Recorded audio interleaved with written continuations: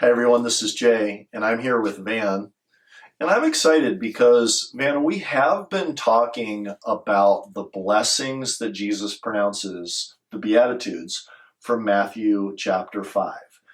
But with this conversation, it marks a transition because we are going to now have an in-depth discussion as these conversations go on about the fruit of the Spirit.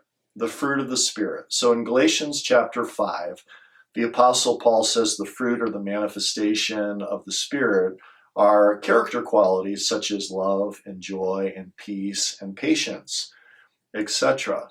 So Van and I are going to explore those character attributes in detail. But before we do that, we want to give an overview of the book of Galatians and then even more specifically review Galatians 5 verses 16 through 24.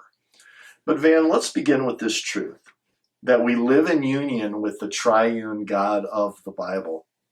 That's an overview of the book of Galatians. We live in union with the Triune God of the Bible. And Van, you can get us started by reading Galatians 1, verse 6. I am astonished that you are so quickly deserting the one who called you to live in the grace of Christ and are turning to a different gospel. So Van, how would you put that verse in your own words? And then how would you explain in very broad categories what the book of Galatians is about?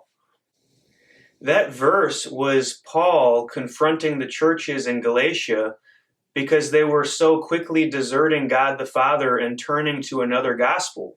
And so the book of Galatians is really Paul describing and reiterating what the true gospel is and how we can live by it.